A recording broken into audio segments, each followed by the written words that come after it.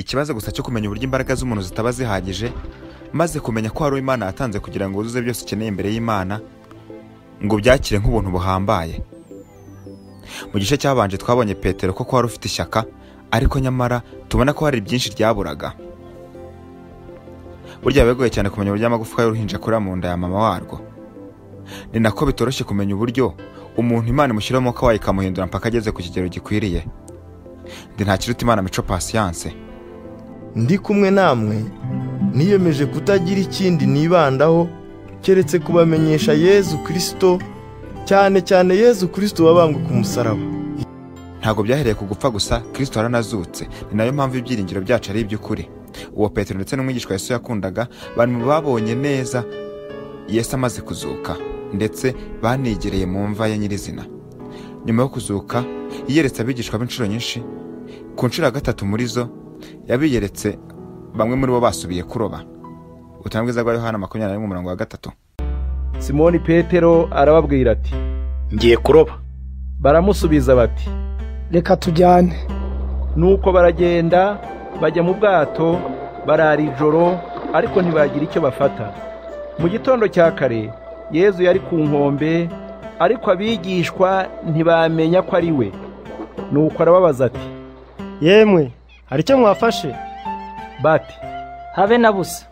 Arababwira ati, nimuterere umutego iburyo bw'ubwato murayafata. Niko kubigenza batyo, maze ntibabasha gukurura umutego kubera ubwinshi bw'amafi bari bafashe. Wa mwigishwa Yezu yakundaga abwira Petero ati, ni Nyagasani. Simoni Petero ngo yumve ko ari Nyagasani, ahita akenyera kuko yari yiyambuye, maze arasimbuka agwa mu mazi. Ndetse yanakoze ibimenyetso byinshi, umva uko Yohana bivuga. Igice cya 20:30. Yezu ari kumwe n'abigishwa be yakoze n'ibindi bitangaza byinshi bimuranga bitanditswe muri iki gitabo. Ariko ibi byandikiwe kugira ngo mwemere yuko Yezu ari Kristo, umwana w'Imana, kandi ngo nimumwizera muherwe ubugingo muri we. Nyuma kandi yenda kujya mu ijuru, abaha inshingano, ndetse inshingano ikomeye kuri byose mu ijuru no ku isi.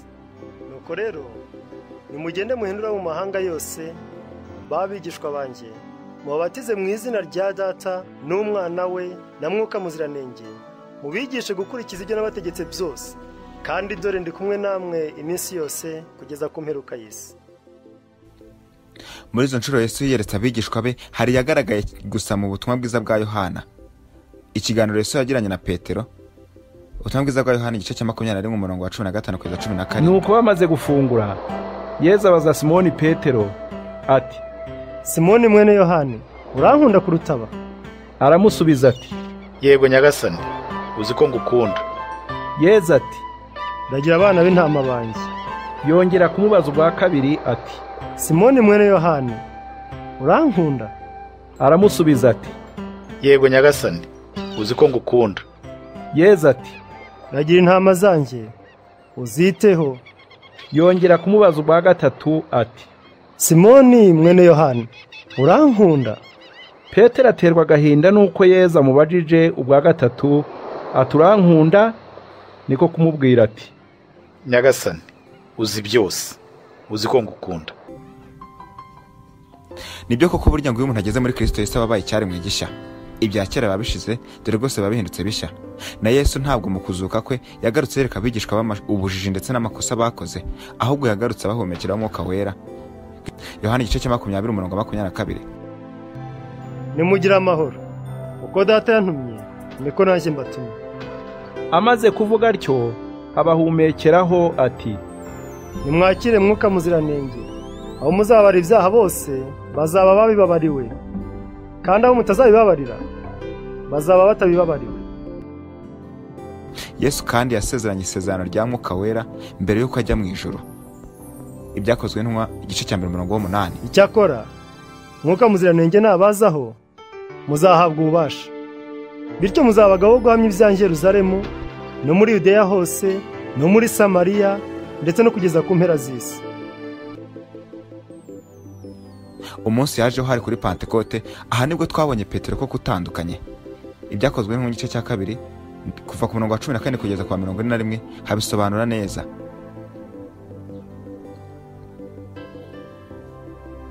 Icyo gihe Petero abwirije abari aho asobanura uburyo amategeko ndetse n'ibyanditswe byose byahamyaga Yesu.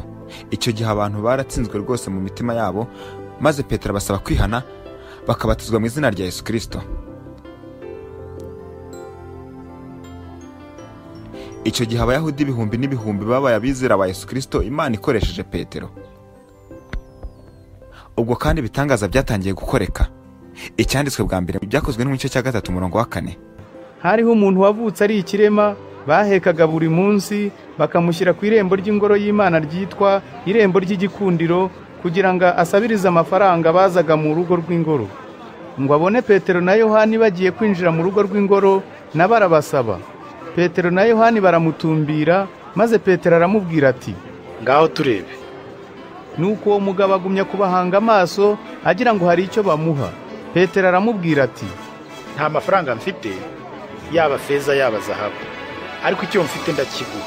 Mu izina rya Yesu Kristo w'i Nazareti ndagutegetse nti, haguruka maze ugende. nuko amufata ukuboko kw'iburyo aramuhagurutsa. Muri ako kanya ibirenge bye n'ubugombambari birakomera, maze arabaduka, arahagarara, atangira kugenda. Ubwo kandi ari nako Petero abwiriza abashungereye bose ababwira Yesu Kristo, maze abasadukayo n'abanditsi barabafata batangira kubagirira ishyari, babahata ibibazo, iyumvira uko babasubizaga. Ni ukubera ubushobozi bwa Yesu Kristo w'i Nazareti, uwo mwabambye ku musaraba, Imana ikamuzura. Yesu niwe ibyanditswe bivuga ngo, ibuye mwebwe abubatsi mwanzi niryo ryabaye insanganyarukuta.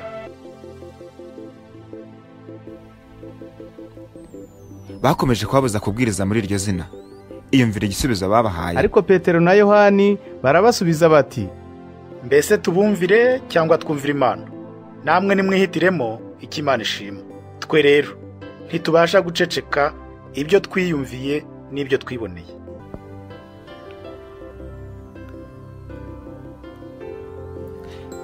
Gusa biragaragara ko nabo ubwabo bari bafite intwari ikomeye cyane ariyo yo gusenga, basaba kubashishwa muri byose. Ibyakozwe mu gice cya 4:31. None Nyagasani, witegereze ibikangisho byabo, maze uha abagaragu bawe kuvuga ibyawe dushize amanga. Urambure ukuboko ukize indwara, utanga ibimenyetso, ukore n'ibitangaza mu izina rya Yesu, umugaragu wawe w'umuziranenge. Bamaze gusenga, ahantu bari bakoraniye haratigita. Bose buzura mwuka muziranenge, maze batangaza ijambo ry'Imana bashize amanga.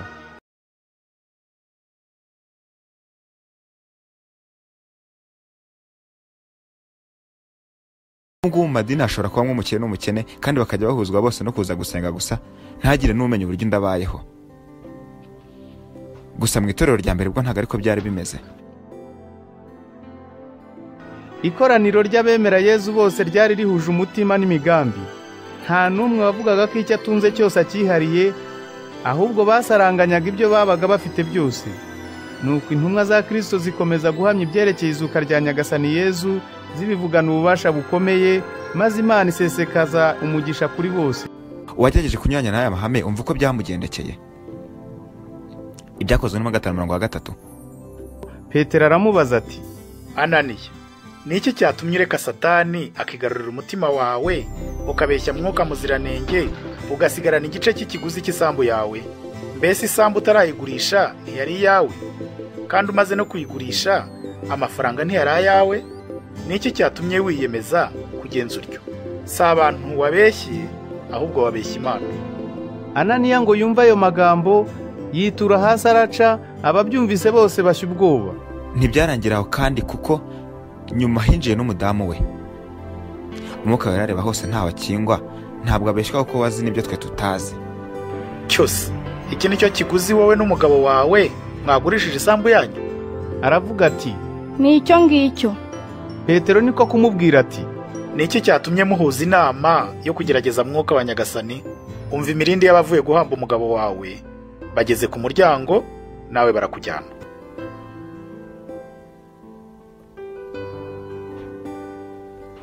Intumwa zakomeje gukora ibitangaza byinshi mu buryo bukomeye. ibaza aho byageze naho batangira kujya bazana abarwayi mu nzira petero ari bucemo kugira ngo igicucucucu kiwe kibakoreho maze babashe gukira. Imana yakoranye nabo imirimo ikomeye rwose. Igice cya 5 cy'ibyakozwe no mu murongo wa 15. Nyuma ishyari ryateye umutambyi mukuru ndetse n'abasadukayo barabafunga. Icyo gihe marayika araje abakuramo abohereza kuvuga ubutumwa. Bukeye barababura kandi inzugi zose basanze zikinze. Gusa bumva ko bari kuvuga ubutumwa bwiza mu rusengero.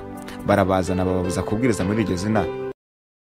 Barazikubita, bazibuza rwose kongera kwigisha ibyerekeye Yezu, maze barazirekura. Intumwa ziva mu rukiko zishimira ko zemerewe gusuzugurwa zihorwa Yezu, zibyita amahirwe.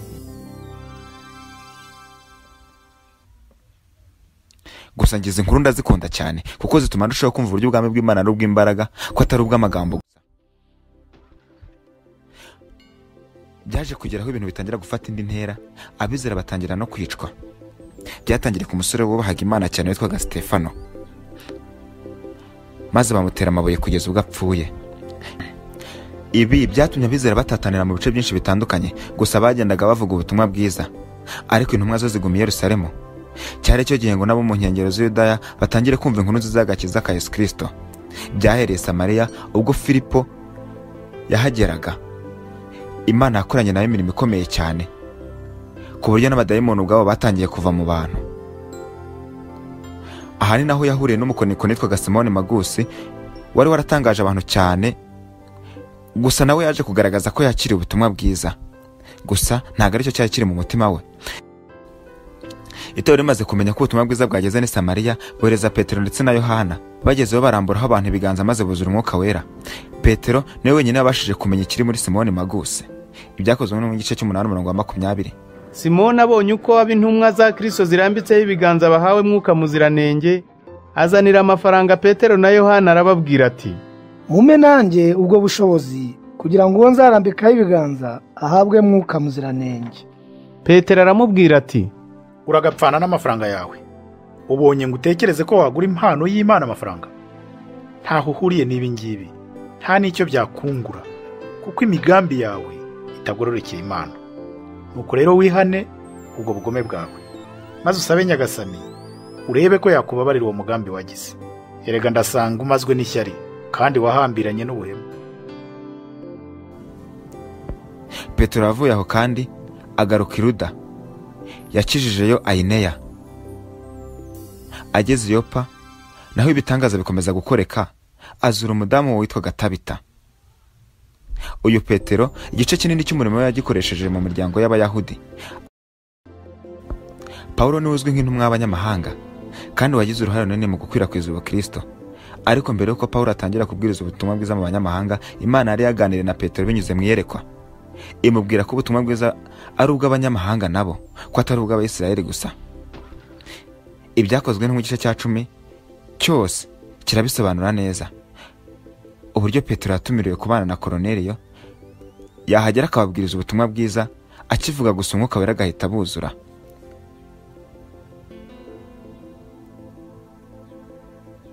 Petero ashingiye kuri ibyo yemeza neza ko Imana itatandukanyije Abayahudi ndetse n'abanyamahanga. Mu magambo ye yagize ati, ni ukuri mbonye ko Imana ifata abantu bose kimwe, yemera uwo mu bwoko bwose uyubaha, agakora ibitunganye. Imana yohereje urubyaro rwa Isirayeli ubutumwa bwiza bw'amahoro abonerwa muri Yesu Kristo, ari we mutegetsi wa bose. Bitewe n'umuco w'Abayahudi byaragoranye cyane kubibumvisha uburyo Petero yageze mu banyamahanga. Gusa Petero abahaye umwanzuro ku gice cya 11 umurongo wa 17. Nibwo nibutse icyo Nyagasani yigeze kuvuga ati, Yohana yabatirishije amazi, ariko mwebwe muzabatirishwa mwuka muziranenge. None rero niba Imana yarabagabiye impano imwe niyo natwe twahawe cya gihe twemeraga Nyagasani Yesu Kristo, ndinde wo kurwanya imigambi yayo. Nuko ibyo Yesu yavuze birasohoye ngo ubutumwa bwiza buzagera no ku mpera z'isi, ariho mu banyamahanga. Koroneliyo n'umwe mu banyamahanga ba mbere bakijijwe, bakira neza ubutumwa bwiza bwa Yesu Kristo. Intumwa zakomeje kwamamaza ubutumwa bwiza bwa Kristo, ariko Abayahudi bakabyanga cyane kuko bakekaga yuko bashaka gukora amategeko ya Musa ndetse n'imihango. batangira kubashinja ko baba bari kubagerekaho amaraso ya Yesu Kristo uwo bishe. Icyo gihe Herode Agiripa afata abizera atangira kubica, nuko yicisha Yakobo inkota, Yakobo umuvandimwe wa Yohana. Abonye ko binejeje abayahudi bose, yiyongeza Petero gusa bamubikira kuzamwica nyuma y'iminsi mikuru. Birumvikana ko Petero mu nzu y'imbohe yari ategereje urupfu nk'uko umwana w'intama ategereza kujya mu ibagiro. Herode yamushyizeho abarinzi 16. Iyo usomye Bibiliya ikubwira ko buri muryango hariho abarinzi 4. Biragaragara ko nawe yari amubonyemo imbaraga zidasanzwe. Gusa icyo gihe marayika yagaragaje ubudahangarwa, amukuramo, iminyururu yose iracika, aca kuri wa barinzi bose, kandi n'inzugi zirakinguka ndetse n'urugi rw'igipangu narwo rurakinguka. Amategeko n'imihango byasizwe na Musa, abayahudi babigenderagamo cyane, maze utabikurikiza akaba ari we wita umunyabyaha. Niyo mpamvu ibyo byatumye ubwo Pawulo avaga mu rugendo rwe rwa mbere rw'ivugabutumwa, benshi bamugisha impaka bamubaza impamvu atari ibyo abwiriza abantu. Cyabaye ikibazo gikomeye kuri bamwe, kuko bamwe baje gutangira gusubira inyuma mu duce Pawulo yagiye abwiriza, bagatangira kujya bababwiriza ibyo gukebwa ndetse n'indi mihango, babwira ko batabasha gukizwa mu gihe cyose ibyo byose batabifite. Icyo kibazo cyageze kuboha nk'inkingi, aribo Yohana, Yakobo umuvandimwe wa Yesu ndetse na Petero. Gusa inama Petero yatanze byatumye abantu bumva ibintu uko biri, maze batuma Pawulo na Barinaba akazi kaborohera. Byakozwe no mu gice cya 15:7. None rero, kuki mushaka kugerageza Imana mukorera abo bigishwa ba Kristo umutwaro tutabashije kwikorera natwe ubwacu habe n'ababyeyi bacu? Ahubwo twemera ko ari twe ari bo twese twakirijwe kubera ubuntu Nyagasani Yesu Kristo yatugiriye.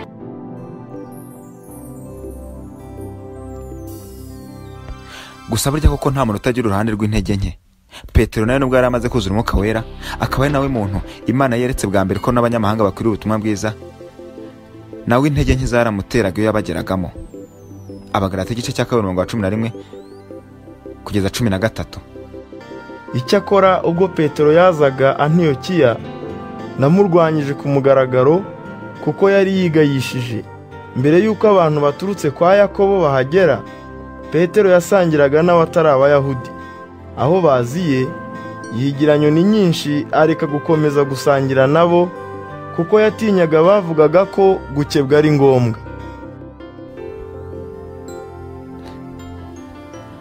Ku bwa Mwuka Wera kandi uyu mugabo wigeze gutinya kwemeza ko azi Yesu Kristo, ndetse no mu maso y'umuja. Amaherezo yemeye gufata umusaraba we, atanga ubuzima bwe ku bwa Kristo.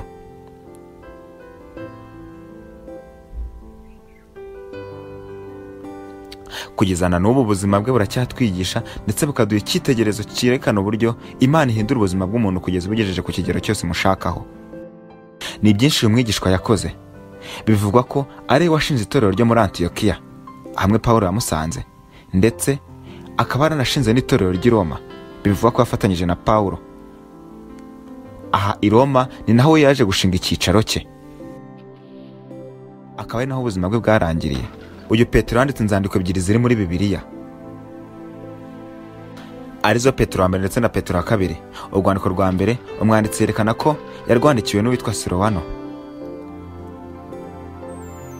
Petero wa mbere igice cya 5:12. Urwandiko rwa mbere rwa Petero yarwandikiye abo mu gice cy'amajyaruguru ndetse na Aziya, ariho Iponto, Igalatiya, Ikapodokiya, Aziya, Bituniya. Yarubandikiraga kugira ngo bakomeze kubwo akarengane baba bari guhura nako ku bwa Yesu. Abasaba guhagarara bakema. Igice cya 5:12. Mu kwa karindwi mu mwaka wa 64 nibwo Ampireri Nero yatangije kwatsa umuriro ku bakristo, avuga ko aribo batwitse i Roma. Bityo akarengane bamwe bagirwaga gafata indi ntera.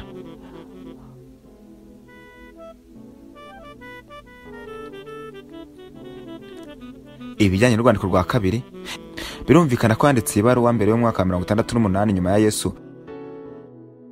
kuko bivugwa ko aribwo yapfuye. Muri Petero wa kabiri igice cya mbere, umwanditsi avuga neza ko urupfu rwe rwegereje.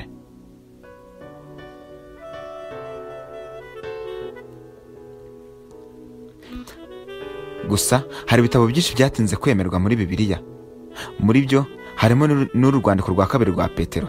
kuko bivuga ko rwamaze imyaka isaga 1000 rutaremerwa, kuko ngo rwemewe mu kinyejana cya 4.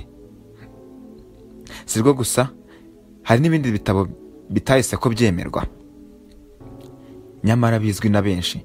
Muri byo harimo ibaruwa ya Yakobo, iya Yuda, ndetse n'inzandiko ebyiri, iya 2 n'iya 3 bya Yohana.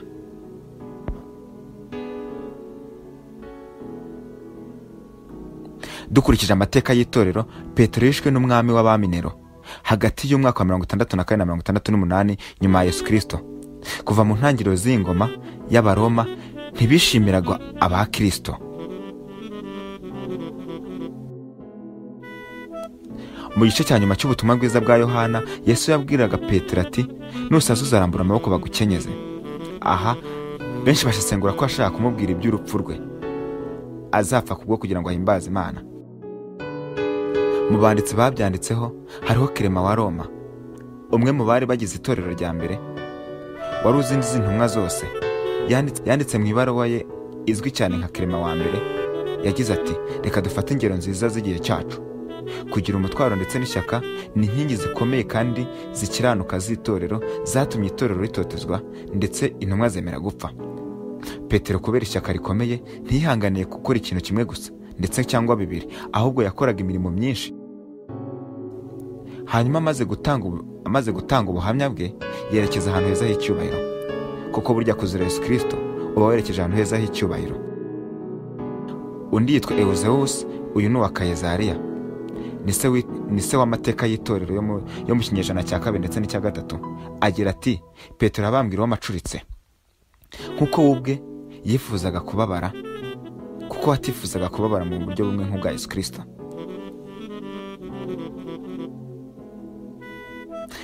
Umunyamateka w'Abayahudi n'Abanyaroma witwa Josephus wo mu kinyejana cya 1 avuga ko abasirikare b'Abaroma batahoraga babamba abantu mu cyerekezo kimwe. Bavuga ko bahoraga bahinduranya ibyerekezo mu buryo bwo kwishimisha. Kubw'iyo mpamvu birashoboka ko ariyo mpamvu babambye Petero acuritse. Mu minsi ya nyuma ya Petero afungiwe i Roma, benshi barizeye, kuko atari kubura kuvuga ubutumwa rwose. Ari abo bafunganye ndetse n'abarinzi ba gereza, abenshi barizeye ndetse Petero arababatiza. Gusa kwemera Yesu yari yo tike yo gupfa cyangwa se yo kuva muri uyu mubiri, kubera ko uwemeraga Yesu Kristo wese yahitaga ko yicwa. Birumvikana ko umuntu wese wahagararaga agahamya ko Yesu Kristo ari umwana w'Imana, icyo gihe yahitaga ko apfa, kuko umwami Nero yabitaga ko ari abanyabyaha. Gusa intumwa zo ntabwo zatinyaga urupfu habe namba, kuko zarebaga ibihembo zibikiwe mu ijuru, zikareba ingororano, zikabona ahubwo zitindiwe no kuva mu isi. Pawulo niwe wagiye abisobanuraho cyane, avuga uburyo no kuzira Yesu Kristo nayo ari ubuntu yagiriwe.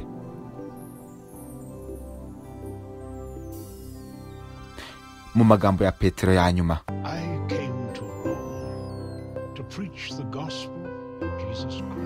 naje i Roma kubwiriza inkuru nziza ya Yesu Kristo, ivuga urukundo no kubabarirwa no gucungurwa, ireba buri muntu wese.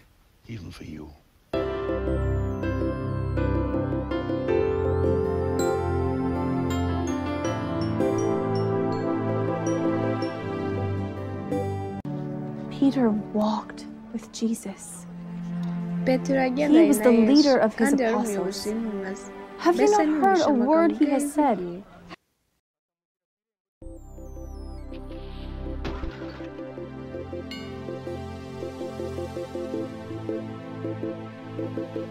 mwakoze kubana natwe muri iki cyegeranyo. Naha dushoreje. Abakuru b'itorero rya Kristo bo muri mwe ndabihanangiriza. Nanjye ndi umukuru hamwe namwe. Ndi n'umwe mu bagabo bo guhamya ukuntu Kristo yababajwe agapfa, kandi nagenewe kuzahabwa uruhare ku ikuzo rya Kristo rigiye guhishurwa. Noneho nimukenera umukumbi w'Imana yabaragije. Mubikore mutinuba, ahubwo mubikunze nk'uko Imana ishaka. Mubikore mutabitewe no kwishakira inyungu, ahubwo mubyitangiye. Ntimugatwaze igitugu abo mwaragijwe, ahubwo mubere ubushyo urugero rwiza. Tubaragije ubuntu bwa Kristo n'ijambo ry'Imana ribasha kububaka. no kubahana ibiragwa n'abejejwe bose. Amen.